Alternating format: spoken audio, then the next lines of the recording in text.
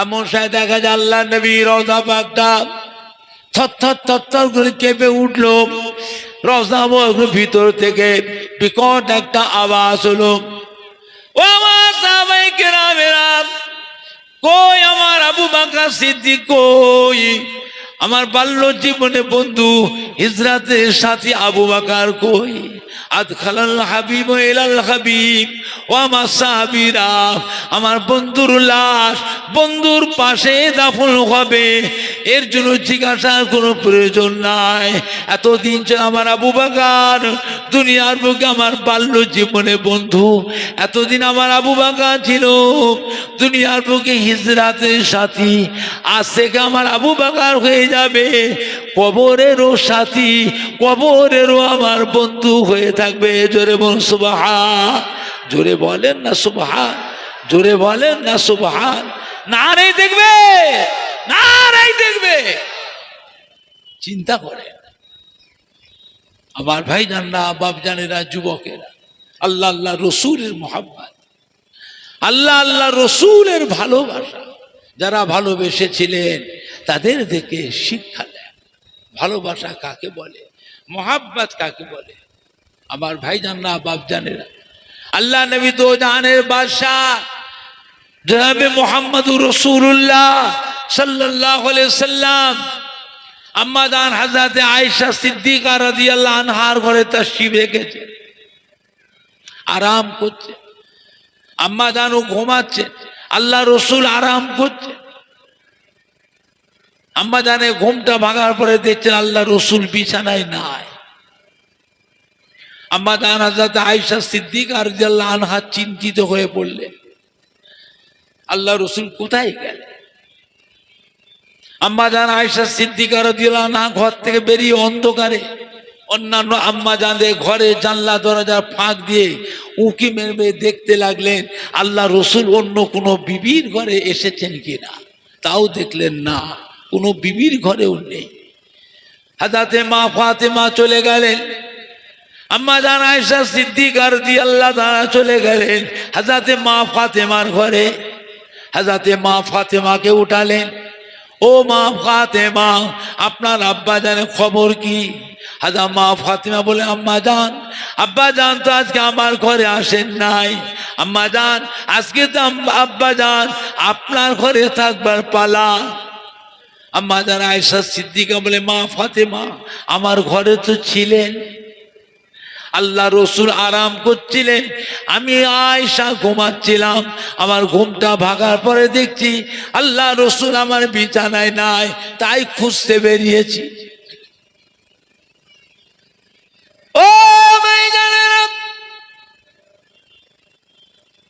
হযরত মা ফাতেমা রাদিয়াল্লাহু তাআলা আম্মা জান আয়েশা সিদ্দিকা রাদিয়াল্লাহু তাআলা আনহা দুজনা মিলে অন্ধকারে হাতড়ে হাতড়ে হাতড়ে এসে সোজা মদিনার মসজিদে নববী শরীফে চলে আসলেন। মদিনার মসজিদে নববী শরীফে যে সাহাবায়ে কেরামদের ডাকলেন, ও আল্লাহ নবী সাহাবীরা, কি ব্যাপার, আল্লাহ নবীর খবর কি? সাহাবীরা বললেন, আম্মা জান, আল্লাহ নবী তো আজকে মদিনার মসজিদে নববী শরীফে তাহাজ্জুদের নামাজ পড়তে আসেন নাই। আম্মা জান, আজকে তো আপনার ঘরে থাকবার পালা। আম্মা জান বলে, বাবা, আমার ঘরে তো আরাম করছিলেন, আল্লাহ নবী তাহাজ্জুদের নামাজ পড়ে আমি আয়েশার ঘরে একটু আরাম করছিলেন, আমি আয়েশাও ঘুমাচ্ছিলাম। আমার ঘুমটা ভাঙার পরে দেখছি আল্লাহ নবী আমার বিছানায় নাই, তাই খুঁজতে বেরিয়েছি। ও ভাই জানেরা, সাহাবায়ে কেরামরা চিন্তিত হয়ে পড়লেন, আল্লাহ নবীর শত্রু, আল্লাহ নবীর দুশমন ছিল কিনা? আল্লাহ নবী করতেন কি রাতের অন্ধকারে একা ঘর থেকে বেরিয়ে যেতেন। নতুন নতুন মুসলমান বিভিন্ন দেশ থেকে দূর দূরান্ততে যে সমস্ত মানুষ এসে আল্লাহ নবীকে ইমানে কলেমা পড়ে মুসলমান হতেন, সেই সমস্ত সাহাবারা প্রকাশ হতে পারতেন না, পাহাড়ে পর্বতে গুহায় গুহায় জঙ্গলে জঙ্গলে লুকিয়ে থাকতেন। আল্লাহ নবী ঘর থেকে একা অন্ধকারে আম্মা জানদের কাছ থেকে বেরিয়ে গিয়ে অন্ধকারে হাতে হাতে ওই সমস্ত নতুন নতুন মুসলমান নতুন নতুন সাহাবার কাছে গিয়ে কোরআন পাকের তালিম, আল্লাহ শরীয়তের হুকুম আকাম এমনি করে শিক্ষা দিয়ে আবার রাতের অন্ধকারে ফিরে আসতেন। কাফেররা যখন দেখলো দিনে দিন ইসলাম বাড়ছে কি করে, ইসলামের এত উরুজ হচ্ছে কি করে, কাফেররা করলো কিনা ঘাঁটিতে ঘাঁটিতে পাড়া দিতে লাগলো। তাদের টার্গেট ছিল, লক্ষ্য ছিল আল্লাহ নবীর উপরে। ওনাকে যদি মারতে পারা যায় আল্লাহর ইসলামও শেষ হয়ে যাবে। ও ভাই জানেন সাহাবায়ে আমরা আল্লাহ নবী খোঁজ পাচ্ছেন না, নানান চিন্তা ভাবনা মাথার মধ্যে আসছে। সাহাবায়ে কেরামরা কানতে কানতে মদিনার অলিতে গলিতে আনাচে কানাচে বাড়ি বাড়িতে তদন্ত পড়ে গেল, আল্লাহ নবীর কোনো খোঁজ পাওয়া গেল না। ও ভাই জানেরা এমন সময় হযরত ওমর ফারুক রাদিয়াল্লাহু তাআলা উলঙ্গ তলবার হাতে করে নিয়ে পাগলের মতো কাঁদতে কাঁদতে ছুটু ছুটু ছুটু ছুটু ছুটু ছুটু করতেন মদিনার অলিতে গলিতে আনাচে কানাচে বাড়ি বাড়িতে চিৎকার দিয়ে বলতে, কেন রে একবারে কুরাইশে না মক্কার পাষাণ পাষাণীরা কেন রে আজ 3 দিন অতিবাহিত হয়ে যায় আমার নবীর চাঁদ মুখটা দেখতে পাই নাই, তোরা কি আমাদের নবীকে ধরে আত্মগোপন করে রেখে এমনি করে নবীকে কষ্ট দিচ্ছিস, বেয়াদবি করছিস? একবারে কুরাইশে না কান খাড়া করে শুনে নাও, আমি ওমর ফারুক আমার উলঙ্গ তলোয়ার হাতে করে আল্লাহকে শপথ থেকে বলে দিলাম আজকের সন্ধ্যার আগে পর্যন্ত যদি আমাদের নবী চাঁদ মুখখানা দেখতে না পায়, আমি ওমর ফারুক আমার উলঙ্গ তলোয়ার দিয়ে এক দাঁত থেকে তোদের ধর থেকে মাথা কানা কেটে কেটে আলাদা করে ফেলে দেবো। হযরত ওমর ফারুক রাদিয়াল্লাহু তাআলা কাঁদতে কাঁদতে ছুটলেন, ছুটে ছুটে ছুটে ছুটে মদিনার শহরে চলে গেলেন। মদিনার শহর পার করে মদিনার মরুভূমি, মদিনার মরুভূমির কাছে গিয়ে দেখেন মরুভূমির উপরে একটা বড় পাহাড় দেখা যায়। ওই পাহাড়ের কাছে কতকগুলি উট আর বকরি দেখতে পাওয়া যায়। হযরত ওমর ফারুক রাদিয়াল্লাহু তাআলা মরুভূমি পার করে চলে গেলেন। পাহাড়ের ধারে গিয়ে খুঁজে খুঁজে খুঁজে রাখালকে বের করলেন। রাখালকে জিজ্ঞাসা, বাবা আপনি কি আমাদের নবীর খবর জানেন? আমাদের নবী কোথা আছে বলতে পারেন? নবীর কথা আপনি বলতে পারবেন? আপনি জানেন বা নবী কোথা আছে জানেন বাবা? রাখাল বলে, বাবা আমি তো দেখিনি বাবা, আমি তো জানি নাই বাবা, তবে আমারে উট বকরি গোনা এই ময়দানে চড়াতে আসি, আমারে উট বকরি গোনা ময়দানের ঘাস খায়, সম্মুখে বড় পাহাড় দেখা যায়। এই পাহাড়টি হলো মদিনার বড় পাহাড়। এই পাহাড়ের নাম হলো জবলে সালাহ পাহাড়। জবলে সালাহ পাহাড়ের ঝর্ণার পানি উট বকরি গুনা পান করে। আজ 3 দিন হয়ে গেল আমার উট বকরি গুনা ঘাস মুখে করে নিয়ে এই জবলে সালাহ পাহাড়ে পানে চেয়েছে। অবলা জানোয়ার গুলির চোখের পানি গড়িয়ে যায়। জানি না আল্লাহর কোন মাহবুব বান্দা এই জবলে সালাহ পাহাড়ের চূড়ায় ওই গুহার ভিতরে একা আল্লাহ পাককে সিজদা করে কাঁদতে লেগেছেন।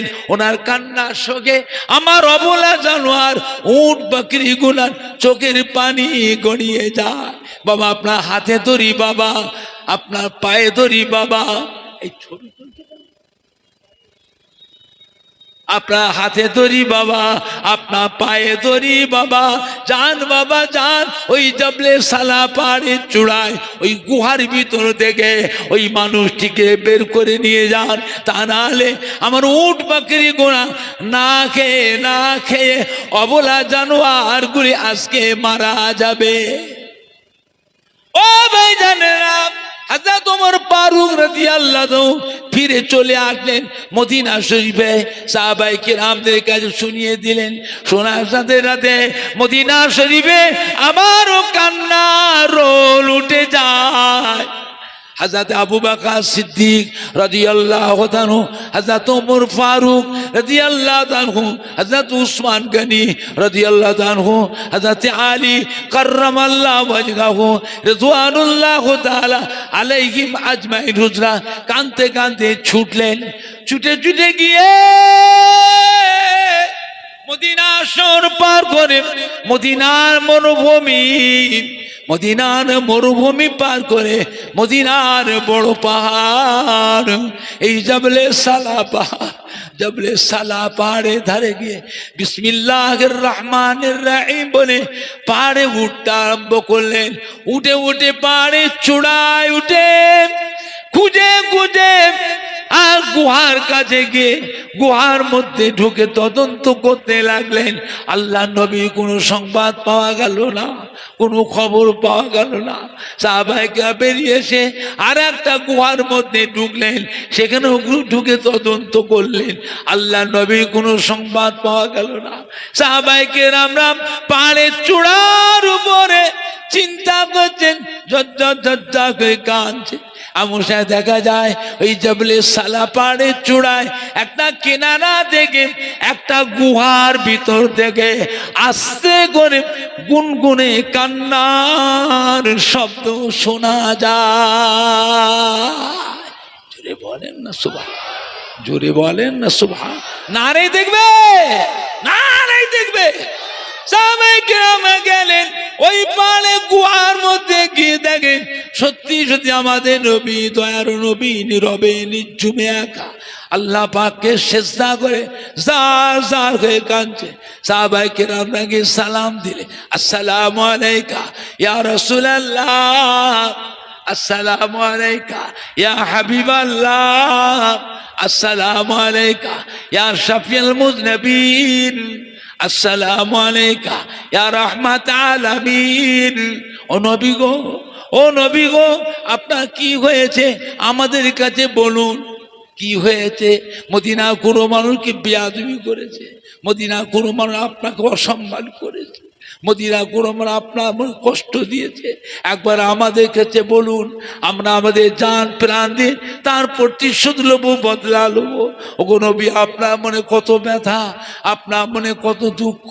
নিজের জন্মভূমি ছেড়ে মক্কা শরীফ থেকে 360 মাইল রাস্তা অতিক্রম করে আমাদের মদিনায় এসে হুজুর আপনি আশ্রয় নিয়েছেন, মদিনার কোনো মানুষকে বেয়াদবি করেছে, আমাদেরকে বলুন, আমাদের জান প্রাণ দিন তার প্রতিশোধ নেব। আল্লাহ নবী কোনো উত্তর দিলেন না, সিজদাতে মাথা তোলেন নাই, একদানে সিজদায় পড়ে কাঁদতে লেগেছেন। সাহাবায়ে কেরাম লক্ষ্য করে দেখছেন আল্লাহ নবী মাঝে মাঝে কাঁদছেন হাউ করে, মাঝে মাঝে চুপ করে থাকেন। চুম্বনে তাকার সময় দেখা যায় হুজুরের মোবারক ঠোঁট দুটি টুক করে লড়ছে। জোরে বলো সুবহানাল্লাহ। সাহাবীরা বুঝতে পেরেছে আল্লাহ নবী কি যেন বলছেন, আবার হাউ করে কাঁদছেন, কি যেন বলছেন, আওয়াজ শোনা যাচ্ছে না, শুধু ঠোঁট মোবারক দুটি টুক করে লড়ছে। সাহাবায়ে কেরামরা পেছন ধার থেকে হামাগুড়ি দিয়েছে আল্লাহ নবীর কাছাকাছি এসে কানটাকে বাড়িয়ে দিয়ে খুব ধ্যান করে গৌর করে শুনতে লাগলেন কি যেন হুজুর বলছে। সাহাবায়ে কেরাম শুনতে পেয়েছিলেন নবী আমার দয়ার নবী, নবী আমার মায়ার নবী এমনি করে কেঁদে কেঁদে বলছে, আল্লাহ পাক আপনি বড় দয়াময়, আপনি বড় মেহেরবান, আমার উম্মতিরা বড় গুনাহগার, আল্লাহ পাক আমার উম্মত উম্মতিরা বড় সিয়াকার, আল্লাহ পাক আমার উম্মত উম্মতিদের জীবনের গুনাহকে মাফ করে দিন। আল্লাহ পাক আমার উম্মত উম্মতি দিগকে জাহান্নামের আযাব থেকে নাজাত দিন। আল্লাহ পাক আমার উম্মত উম্মতি দিগকে আপনার দয়ার জান্নাত নসিব করুন। জোরে বলুন সুবহান। আর একটু জোরে বলুন সুবহান। নারে দেখবে, নারে দেখবে। ও রব্বুল আমিন আল্লাহ পাক যতক্ষণ পর্যন্ত আমি নবী মুহাম্মদ এর দোয়া আপনার দরবারে কবুল না হবে, আমি নবী মুহাম্মদ সাল্লাল্লাহু আপনার দরবার থেকে সিজদা থেকে মাথা খানা তুলব না। হযরত ওমর ফারুক রাদিয়াল্লাহু কাঁদছেন, হযরত উসমান গনি কাঁদছেন, হযরত আলী কাররামাল্লাহু ওয়াজহু কাঁদছেন, ইয়া রাসূলুল্লাহ ইয়া হাবিবাল্লাহ, হুজুর আপনি কাঁদবেন না।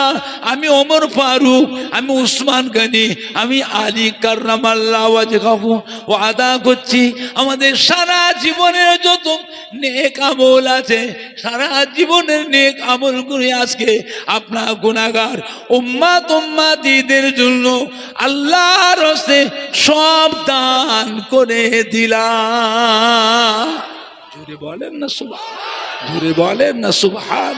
না নাই দেখবে, না নাই দেখবে। আল্লাহ নবী সিজদাতে মাথা তোলেন নাই। আবু বকর সিদ্দিক কাঁদছেন, ইয়া রাসূলুল্লাহ ইয়া হাবিবাল্লাহ, হুজুর আপনি বলেছেন আল্লাহ পাক আমার আবু বকরকে এত ভালোবাসে, আল্লাহ পাক আমার আবু বকরকে এত মোহাব্বত করে। আমার আবু বকর এক রাতের আমল দাড়ি পাল্লায় মিজানের পাল্লায় একবারে রাখা যায়, সারা দুনিয়ার মানুষের জীবনের আমলকে নিয়ে দাড়ি পাল্লার আর এক পাল্লায় রাখা যায়। আমার আবু বকরকে আমার আল্লাহ পাক এত ভালোবাসেন, আবু বকরের এক রাতের আমলের পাল্লা ভারী হয়ে যাবে। ইয়া রাসূলুল্লাহ ইয়া হাবিবাল্লাহ, আমি আবু বকর আপনাকে ভালোবাসি, আপনাকে মোহাব্বত করি, আপনার কান্না সহ্য করতে পারি না। আমি আবু বকর ওয়াদা করছি আমার সারা জীবনের যত নেক আমল আছে আজকে আপনার গুনাহগার উম্মত উম্মতিদের জন্য আল্লাহর রাস্তায় সব দান করে দিলাম। আল্লাহ নবী সিজদাতে মাথা তোলেন নাই। আমাদের মা ফাতেমা রাদিয়াল্লাহু তাআলা কাঁদতে কাঁদতে চলে এলেন এই জাবলে সালা পাড়ে গুহার মুখে, এমনি করে কাঁদছেন আর বলছেন, ও আব্বা জানের সাহাবীরা সরে যান, সরে যান, আমি ফাতেমা এসেছি, আমাকে একটু আব্বাজানের কাছে আসতে দেন। ছোট্টবেলায় আম্মাজান খাদিজাতুল কুবরাকে হারিয়েছি, আব্বা ছাড়া কিছু বুঝি না, আব্বা ছাড়া কিছু জানি না। আব্বাজান যেখানে গিয়েছে আমি ফাতেমা আব্বাজানকে একা যেতে দিই না, আমি ফাতেমা আব্বাজানের সাথে সাথে সব জায়গায় গিয়েছি। আজ 3 দিন হয়ে গেল আব্বাজানের চাঁদ মুখটা দেখতে পায় না, আমাকে একটু আব্বাজানের কাছে আসতে দেন। হযরত মা ফাতেমা চলে আসলেন এই জাবলে সালা পাড়ের গুহায়, ওই গুহার ভিতরে এসে এমনি করে সালাম দিয়ে, আসসালামু আলাইকা ইয়া রাসূলুল্লাহ, আসসালামু আলাইকা ইয়া হাবিবাল্লাহ, আসসালামু আলাইকা। ও আমার আব্বাজান, আব্বাজান আপনি কাঁদবেন না, আব্বাজান আমি ফাতেমা এসেছি, আমি ফাতেমা আপনাকে ভালোবাসি, আমি ফাতেমা আপনাকে মোহাব্বত করি। আব্বাজান আমি ফাতেমা ওয়াদা করছি আপনি বলেছেন আমার আল্লাহ পাক আমার ফাতেমাকে এত ভালোবাসে, আমার ফাতেমাকে আল্লাহ পাক এত মোহাব্বত করে। আল ফাতেমা তো সাইয়্যিদাতুন নিসায়ে আহলিল জান্নাহ, তামাম জান্নাতি তামাম বেহেশতি মহিলাদের জন্য আমার ফাতেমা পাক আল্লাহ বেহেশতের রানী, বেহেশতের সরদারি, খাতুনে জান্নাত করেছেন। ও আব্বাজান, আমি ফাতেমা ওয়াদা করছি আমার সারা জীবনের যত নেক আমল আছে আজকের দিন আপনার গুনাহগার উম্মত উম্মতিদের জন্য আল্লাহর রাস্তায় সব দান করে দিলাম। নারায়ে তাকবীর, নারায়ে তাকবীর, নারায়ে রিসালা ইয়া রাসূলুল্লাহ, নারায়ে রিসালা। ও আমার বাপ জানেরা, যুবকেরা, আল্লাহ নবী তবুও সিজদাতে মাথা তোলেন নাই।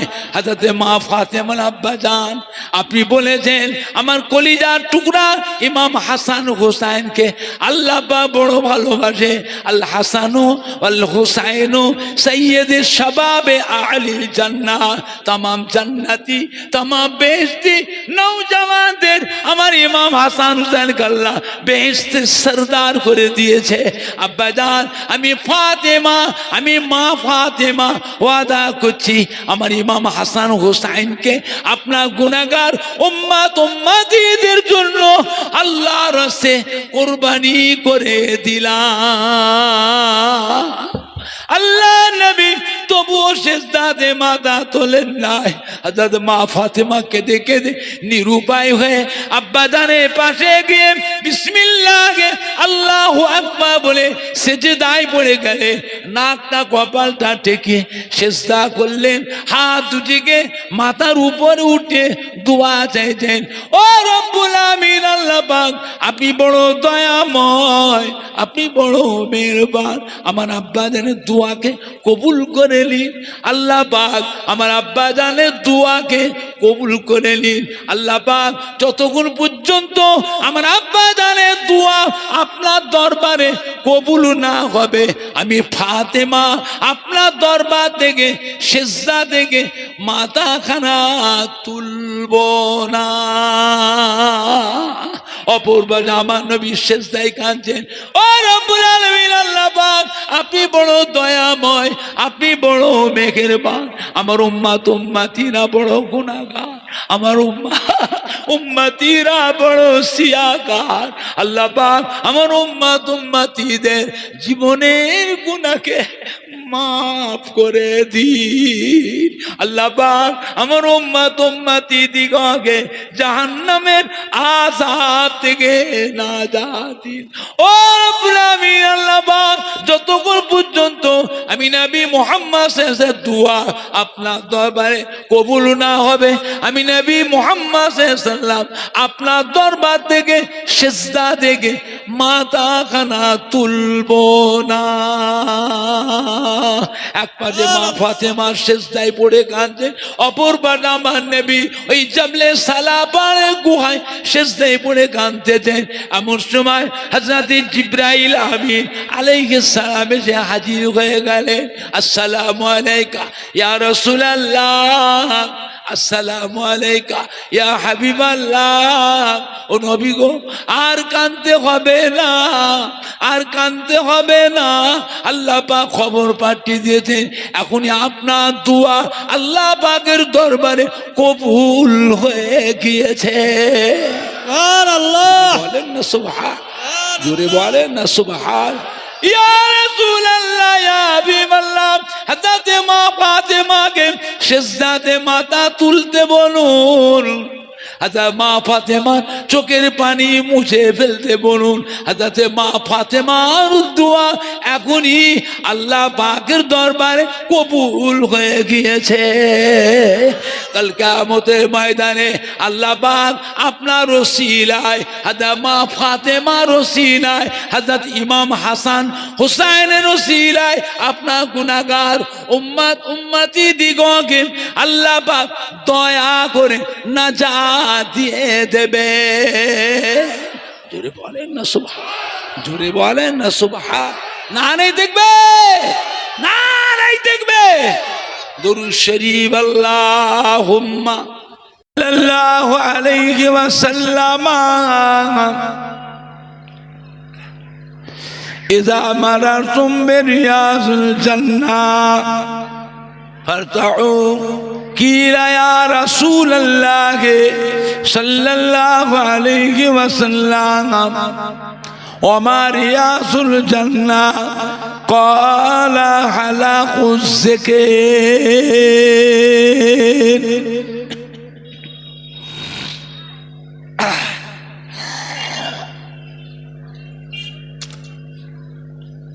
प्यारे हाज़रीन मजलिस, আমার ইমানদার ভাইরা, বামুনিয়া পাগলাপাড়া গ্রামবাসী, আশপাশ গ্রামবাসী, সম্মানীয় ভাই ও বাবাজিরা, জালসা ও মাহফিলে হিতাকাঙ্ক্ষী দরদি একনিষ্ঠ খাদেম কর্মী, কমিটি সাহেবান ও সদস্য বৃন্দগণেরা, উলামায়ে কেরাম, হাফেজে কোরআন, মসজিদের ইমাম, আল্লাহ পাকে হাজি বান্দা গণেরা, আমার ফুরফুরা শরীফে দাদা পীর কিবলা রহমাতুল্লাহ আলাইহি মোহাব্বতের মুরিদানদের কলিজার টুকরা নাতিরা, আমার ফুরফুরা শরীফে দাদা পীর কিবলা রহমাতুল্লাহ আলাইহি কলিজার টুকরা পাঁচ হুজুর কিবলা গণের মোহাব্বতের মুরিদানদের সোনার টুকরা নাতিরা। ইকোটা একদম কেটে দাও তো, আবার দেখো না, আউট করে দাও। আমার ফুরফুরা শরীফে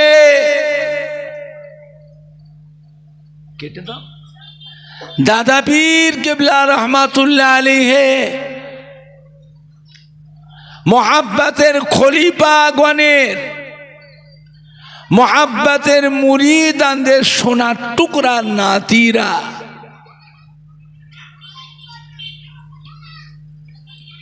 আল্লাহ পাকের নিয়ামত যে আল্লাহ পাক আপনাকে আমাকে বামুনিয়া পাগলাপাড়া গ্রামে এমন একটা মাহফিলে বসিয়েছে, যে মাহফিলে চুম মেরে যদি বসেও থাকি তাহলে জেনে রাখবে আপনার আমার সারা জীবনের যত সগীরা গুনাহ আছে, সারা জীবনের সগীরা গুনাহগুলিকে আল্লাহ পাক এমনি মাফ করে দেয়। জোরে বলা গেল না? আর একটু জোরে বল। আজই তওবা করে যায় আমার আপনার সারা জীবনের যত বড় বড় গুনাহ আছে, কবিরা গুনাহ, সারা জীবনের কবিরা গুনাহগুলিকেও আল্লাহ পাক আজকের দিনে মাফ করে দেন। জোরে বলুন সুবহানাল্লাহ। চিন্তা করে কোন মজলিসে বসে আছে। তাই বলতেন আমার ফুরফুরা শরীফে দাদা পীর কেবলার কলিজার টুকরা, বাংলা আসামের হাতি,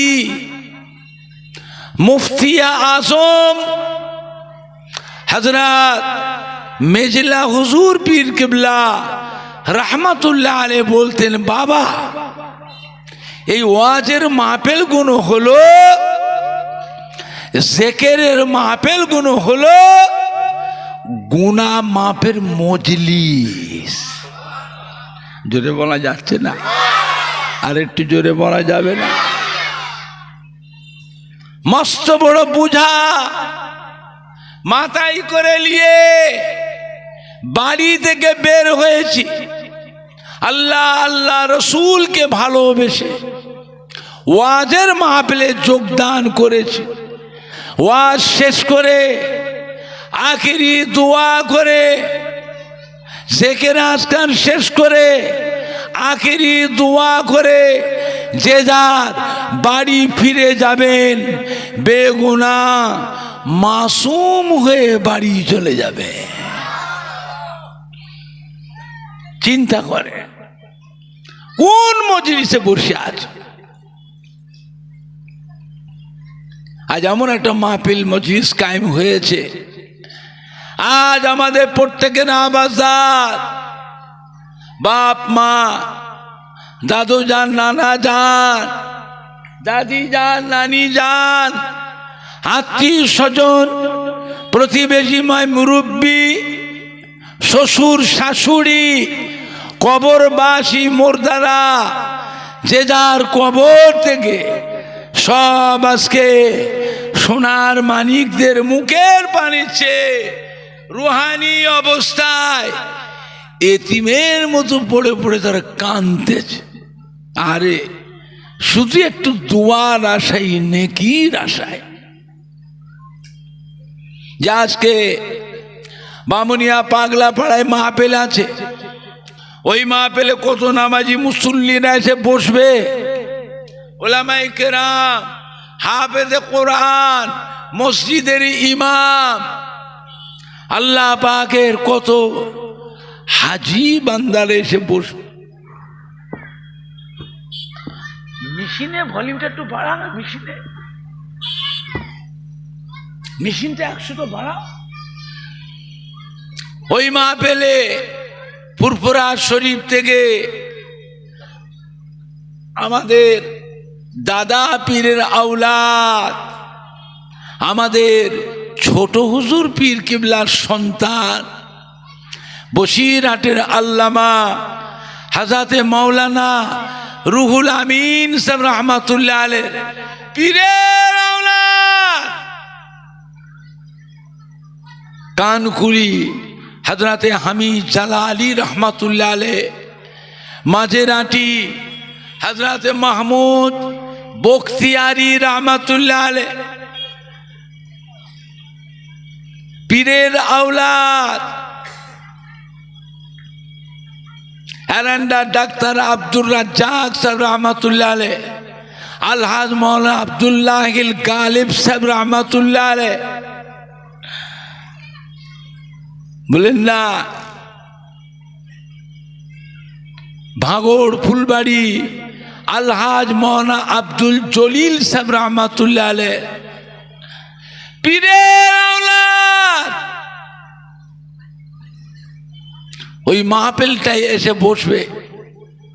রঘুনাথপুর আলহাজ মৌলানা আব্দুল খালেক সাহেব রহমাতুল্লাহ আলাইহি পীরের আওলাদ বামনিয়া গোলদার বাউনিয়া পাগলাপাড়া মাহফিলে আসবে আমাদের সোনার মানিকরা, আমাদের কলিজা টুকরা সন্তানেরা। ওই মাহফিলটায় যদি গিয়ে বসে তাহলে আমরাও কবরে শুয়ে বামনিয়া পাগলাপাড়ার মাহফিল থেকে আওলাদ হিসাবে নাতি হিসাবে পোতা হিসাবে একটু নেকির ভাগ আমরাও কবরে শুয়ে শুয়ে পাবো। জোরে হবে না, জোরে হবে না, নারাই দেখবে, নারাই দেখবে। দোয়া দরকার আছে না নাই? একলা একলা করবেন না সবাই মিলে করবেন?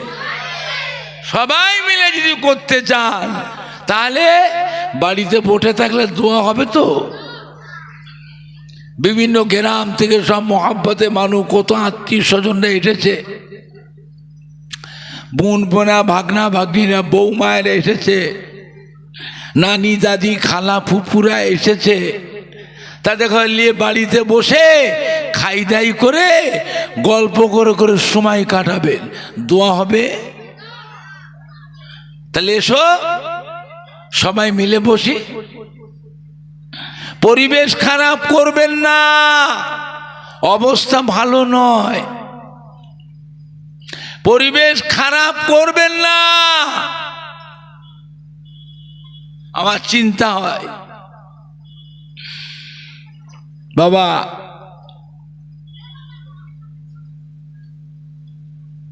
এত অলস, এত আলসামি, এত বিলাসিতা, এত সুখ ভোগ, এত মডার্ন হয়ে গেছি আমরা। চিন্তা হয় আমরা মরে গেলে আর আমাদের নামে আর দোয়া হবে না। কে দোয়া করবে? তা আমার আব্বাজান হযরত ছোট হুজুর পীর কিবলা রহমাতুল্লাহ আলাইহি বলেছিলেন, বাবা ওমর, বাপ হিসাবে তোকে একটা নসিহত করছি, একটা উপদেশ দিচ্ছি বাবা, মনে রাখিস। সারা বছর জালসা মাহফিল করছিস, দেশ বিদেশে যাচ্ছি বাবা, তো দাদা পীরের মুরিদানদের ছেলেরা নাতিরা তোদের ঘরে নিয়ে কত আনন্দ করে, ভালো মন্দ খাওয়ায়, কত আদর যত্ন করে বাবা।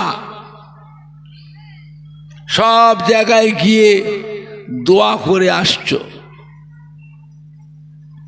তা তোমার বাড়িতে কে দোয়া করবে?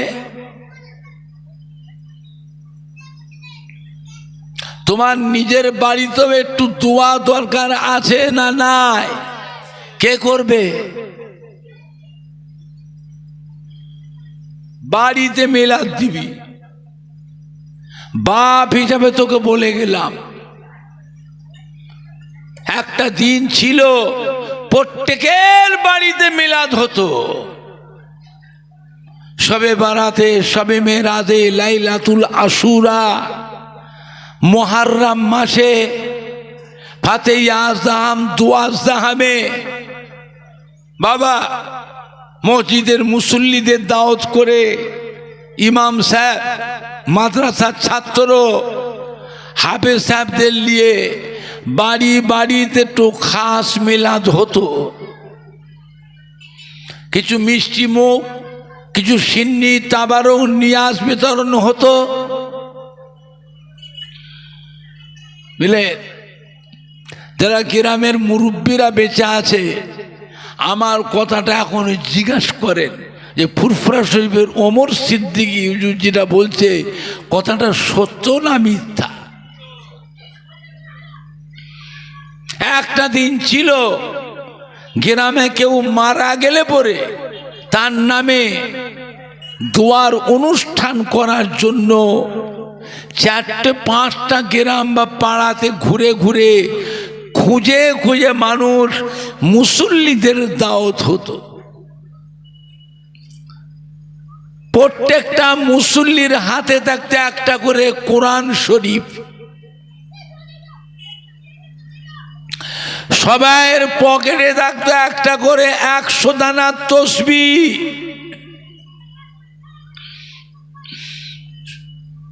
সব এসে বসতেন, কি সুন্দর পরিবেশ ছিল বাবা। চা পানি হয়ে গেল, একটু নাস্তা পানি হলো, হ্যাঁ, তারপরে উজু করে সবাই বসে গেলেন কোরআন পাক তিলাওয়াত করতে। সবাইয়ের হাতে থাকতো একটা করে কোরআন শরীফ, 30 পারা কোরআন শরীফ, 1 পারা করে সবাইয়ের হাতে থাকত। সবাই বসে বসে কোরআন শরীফ তিলাওয়াত। অল্প সময়ের মধ্যে 2 খতম 3 খতম কোরআন শরীফ তিলাওয়াত হয়ে গেল। প্রত্যেকের সামনে দেওয়া হতো এতটা করে ছোলা দেওয়া হতো সবার সামনে। সবাই ছোলা পড়তেন, একটা করে ছোলার দানা টানতেন, 100 দানা তসবিহ থেকে একটা করে তসবির দানাও টানতেন। একটা করে ছোলার দানা টানতেন, কলেমা শরীফ পড়ে সেই সঙ্গে একটা করে তসবির দানাও টানতেন। অল্প সময়ের মধ্যে 1,25,000 কলেমা শরীফ তিলাওয়াত হয়ে গেল। একবার কলেমা শরীফ তিলাওয়াত করলে জিন্দা এবং মুর্দার জীবনের 4,000 গুনাহ আল্লাহ পাক মাফ করে দেয়।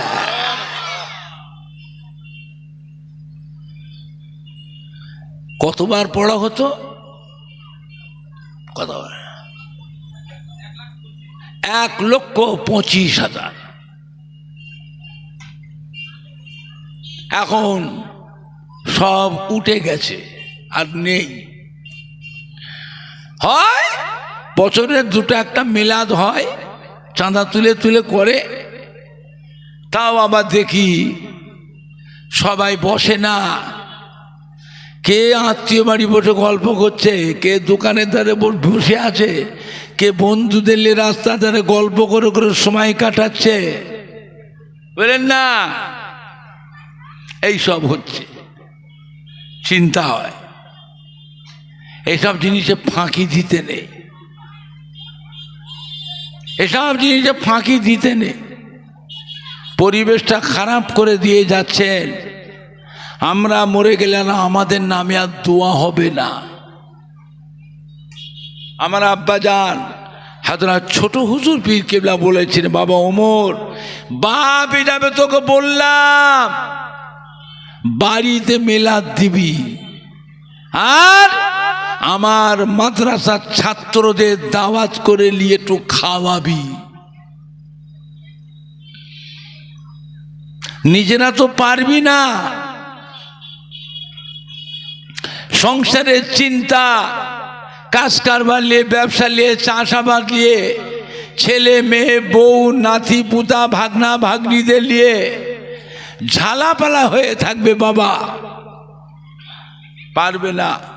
আমার মাদ্রাসার ছেলেদের একটু ভালো মন্দ নাস্তা করাবি, আমার মাদ্রাসার ছাত্রদের নিয়ে 1 খতম 2 খতম কোরআন শরীফ পড়িয়ে নিবি।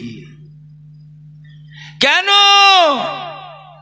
কোরআন শরীফ তিলাওয়াত করে দোয়া করলে সেই দোয়াটা আল্লাহ পাকের দরবারে কবুল হয়ে যায়। এটা গ্যারান্টি, কবুল হবে, এটা হলো গ্যারান্টি। আজ ছোট হুজুর পীর কেবলা ইন্তেকাল হয়ে গেলেন, আজ কিছু কম বেশি 39 বছর হয়ে গেল।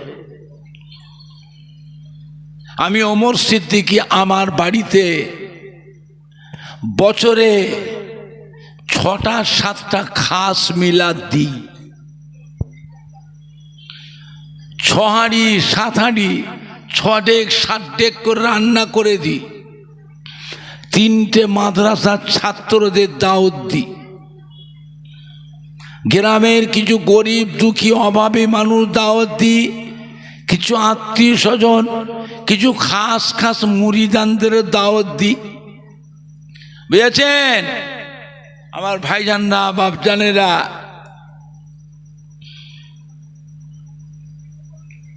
আমার বাড়িতে আল্লাহ পাকের নিয়ামত, শবে বারাতের মাসে, শবে মেরাজে, লাইলাতুল আশুরা, মুহররম মাসে, ফাতে আজম দুয়াজদাহামে আমার বাড়িতে আখিরি 4 সোমবার খাজা সাহেব বড় পীর সাহেব হুজুরের নামে, দাদা হুজুর 5 হুজুর কেবলার নামে, আমার দাদা হুজুরের পীরের নামে, আমার দাদা হুজুরের পীর আল্লাহর ওলি, যার মাজার শরীফ কলিকাতা শহরে মানিকতলার বুকে, কুতুবুল ইরশাদ রাসূলে নোমা হযরত সুফি ফাতে আলী ওয়াইসি রহমাতুল্লাহ আলাইহ হুজুরের নামে আমার বাড়িতে রমজান শরীফ মাসে খাস মিলাদ দুটো দিই, দুটো। আমার আব্বাজান বলেছিলেন, আমার মাদ্রাসার ছেলেদের একটু ভালো মন্দ খাওয়াবি রে, মাদ্রাসার ছাত্রদের ভালো খাওয়া হয় না, সারা বছর ধরে ভাজি আর ডাল আর সবজি, ভাজি ডাল আর সবজি, আমার মাদ্রাসার ছেলেদের দুটো খাওয়াবি। ছাত্রগুলো যখন মাদ্রাসা ফিরে যাবে ওদের হাতে কিছু নজরানা দিবি, নজরানা। ছাত্র জীবন বোঝেন না, 20টা টাকা হাতে পেলে মনটা খুশি না বেজার হয়? হ্যাঁ, কত টাকা কত দিকে চলে গেল বাবা। জীবনের কত টাকা ডাক্তারকে দিলেন, জীবনের কত টাকা লোককে ধার দিয়েছ আর দেয় না, জীবনের কত টাকা বন্ধুদের নিয়ে বিলাসিতা করলেন, জীবনের কত টাকা সংসারে খরচ করেছেন, জীবনের কত টাকা রেখে দিয়েছ আর খুঁজে পাওনি। হ্যাঁ, মাদ্রাসার ছাত্র